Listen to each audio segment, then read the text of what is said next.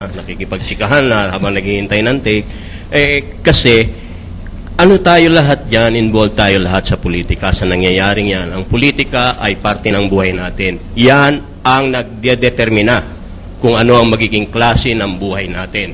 Kapag ipinaubaya natin sa mga politiko ang politika, walang mangyayari sa ating bayan, lalo na sa mahihirap.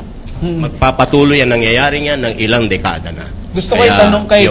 Guys, unfortunately, sa ngayon, actually, solo flight ako, kahit wala akong grupo. Kasi hindi ko alam ang mga motives talaga ng mga grupo. So, on my own lang. Baka kung meron man, baka hindi po lang natin nakakasama. Maraming salamat, Sir Pen. Gusto ko itanong kay Sir Carl sa tinitigan. Sir, ang balita ngayon, pinayagan na tanggapin as evidence. At si Attorney Aguirre ay admonish lamang. Ano yung reaction nyo dito?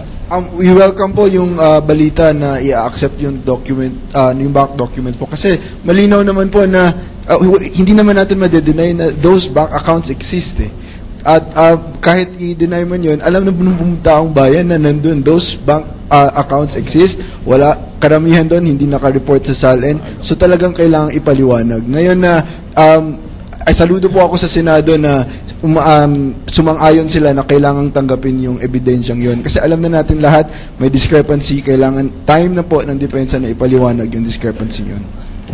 Ito, meron na naman tayong panibagong breaking news. Napakabilis po ng pagpasok ng mga balita pagdating dito sa ating sa internet, sa mga media, social networking sites. Pero ito po ay mga reliable sources.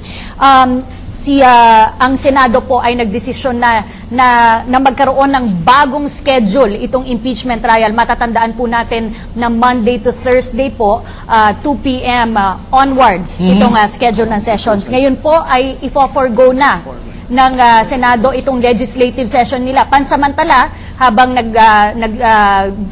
nagkakaroon po ng impeachment trial. So Monday to Thursday, 9 a.m. to 12 noon, 2 to 5 p.m. Para daw po matapos agad bago mag-break ng March 23 itong ating mga mambabatas. Medyo nagkaroon po ng mga reaksyon dito.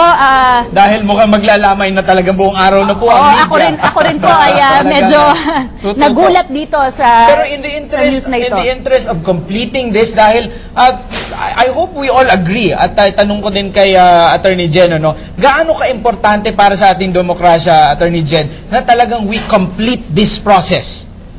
Importante to, kasi kailangan natin na lahat ng tao ay mabigyan ng pagkakataong marinig yung dalawang panig, tapos na ang prosecution, ngayon naman depensa naman. It's commendable for the Senate na ma-schedule nila ang hearings na ito ng umaga at hapon para maihabol bago mag-end yung kanilang session sa March 23. Pero tignan natin sa mga susunod na araw kung talagang feasible ito na kahit gawin nilang umaga at hapon matatapos by March 23. Sa Senado lang natin malalaman ito. At sa Senado nga rin natin malalaman. Samantala, meron pa po tayong isang resulta ng survey naman na isinagawa ng Inquirer website. Maraming Mark na mga nagsasagawa ng kanilang mga survey at medyo naging issue rin to kamakailan itong pagsasagawa ng survey. Ito mula sa Inquirer website. Do you think Chief Justice Renato Corona should testify in the impeachment trial? Ito ay kung titistigo. Maalala po natin na pag-usapan nito kahapon at unanimous po yung ating mga guest. Dito naman po sa respondents ng Inquirer na mahigit 1,999, isa na lang po, 2,000. 77.69% ang nagsasabing oo, dapat tumistigo. 22.31% naman ang nagsabing hindi na kailangang tumistigo si Chief Justice Corona. Okay, tanungin natin si Ms. Dana Batnag.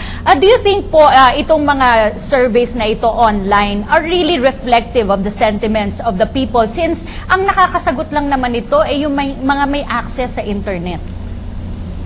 Deceptive siya talaga kasi una, how many people have access? Marunong gumamit ng computer, makakapagbayad ng computer. Pangalawa, hindi naman sinasabi kung bawat isang sumagot is a unique individual. Diba? Pwede ako sumagot ng 20 times kasi gusto kong tumaas Ganon. So, hindi siya reliable. Okay. Pero ito, we should take it with a grain of salt, kumbaga. Pero gusto ko itanong kay Attorney Ariel. Attorney Ariel, dito sa usapin ng pagtestigo ni Chief Justice, siya ang may gawa nitong SAL-N na ito. Siya po ang pumirma dito. Bilang abogado din po, posible po ba na mapapatunayan niya yung kanyang depensa kung hindi siya mismo ang titestigo? Well, siguro po kung gagamit siya ng ibang mga tao who also took part in the preparation of the SAL-N, baka pwede ring sabihin natin na mapapatunayan niya yung kanyang depensa. Kasi sa totoo lamang po, sa karamihan ho ng opisyales ng ating pamahalaan, yun hong SAL-N before was actually taken for granted eh. Yun ang totoo. Yeah, ang katotohanan niyan, they are submitting it merely for compliance purposes. Kaya sabi ko nga, baka yung ibang nag-aakusa sa Chief Justice, pati yung mga SAL-N nila hindi rin kumpleto eh, at baka hindi rin sila ang gumagawa. Ngayon lang tayo nagkaroon ng kumpletong kamalayan tungkol sa importansya ng SAL-N because of the impeachment trial. Kaya nga, siguro, bilang sagot sa tanong mo, baka pinagawa niya yan, at yung mga taong kasama doon sa paggawa niya, pwede niyang gamitin para patunayan yung kanyang depensa. Gio, para sa ating katanungan from our audience. May katanungan si Ron mula sa Roosevelt College. Kainta, Ron. Good afternoon po. Ang tanong ko po ay, is it necessary na imbestigahan po sa impeachment yung SAL-N ni Corona nung time na hindi pa po siya Chief Justice? Baka kay Attorney JJ natin itanong yan. Si Attorney JJ. Mukha nga nakatingin siya sa akin. Sa akin ba? Okay. Importante no na makita yung SAL-N ni Chief Justice Corona mula nang umupo siya bilang mahistrado ng Supreme Court. Kasi yun yung simula ng kanyang mas malakihang responsibilidad bilang opisyal ng gobyerno.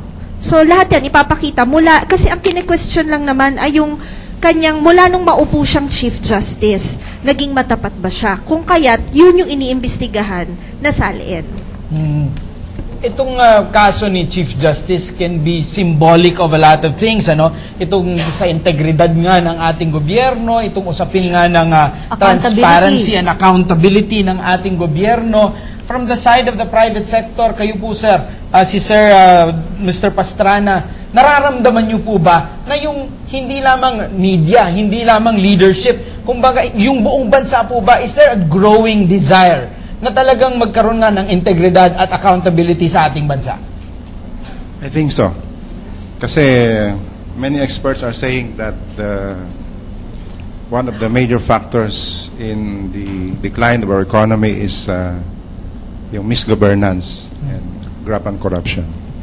And therefore, if we have a good government, especially coming from our highest public officials, then this is a good news for the entire nation.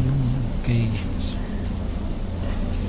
Importante po talaga na tayong lahat sama-sama. In fact, si Mr. Pen, napapansin ko po, pag tinatanong po siya ng question, ang kausap niya po, yung TV, pati po itong ating mga kabataan dito sa ating audience dahil yung the future is at stake eh. Hindi lamang yung ngayong henerasyon na ito.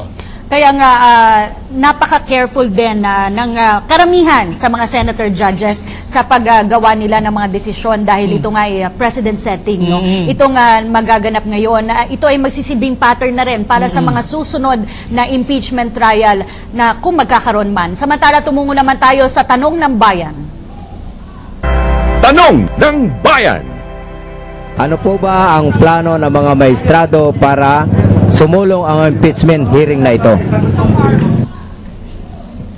Ayun po, mukhang sinagot na ng iyong binalita kanina. Oo nga, ano daw ang plano ng mga maestrado para maisulong o mapabilis siguro ang gusto niyang malaman itong impeachment trial na ito. Gaya nga po ng aking nabanggit kanina ay may bago ng schedule itong paglilitis no sa Senado, 9 to 12, 2 to 5 po araw-araw po yan, Monday to Thursday. At pero meron pong replay itong ating special coverage na ito, 9:15 naman po ng gabi. Kung gusto niyo pong masubaybayan ang lahat ng kaganapan dito.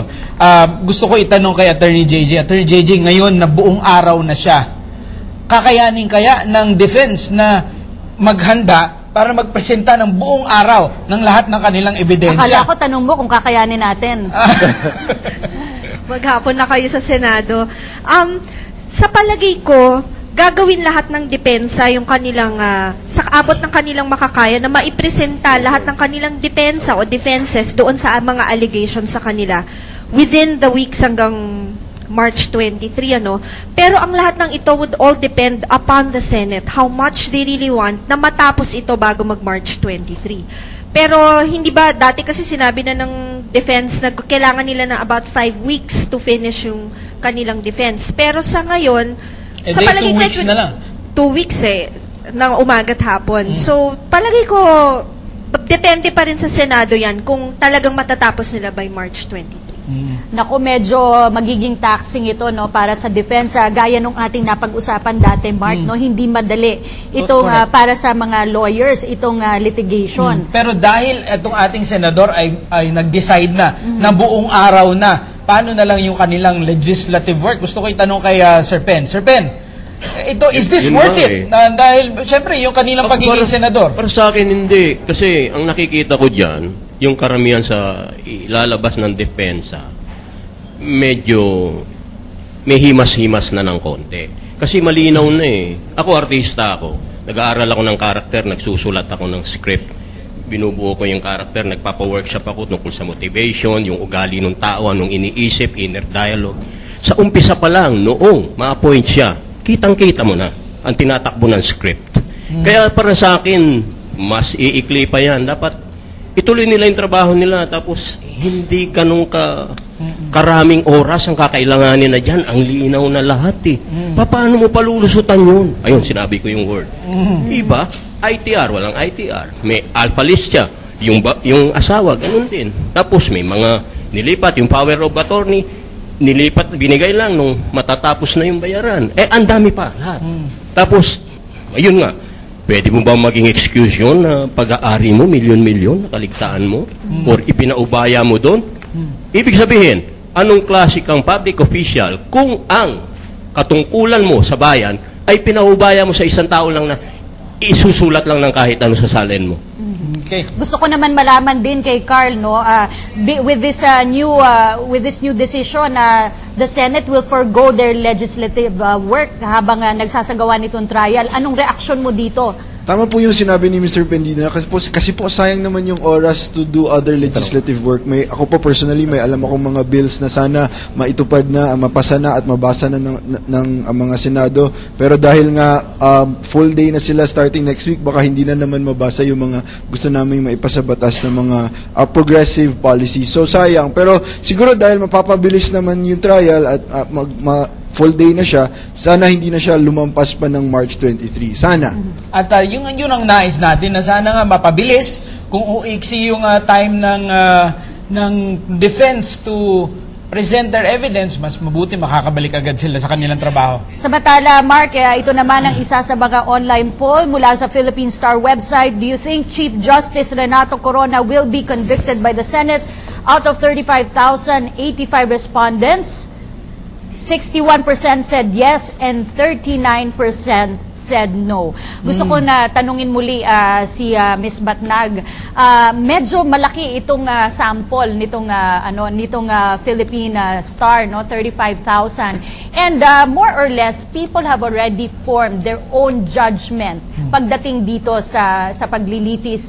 Anong masasabi mo? Sa tingin mo ba yung ganitong pag-judge nila ay mababago pa dahil magpepresenta pa ng ebidensya itong defense?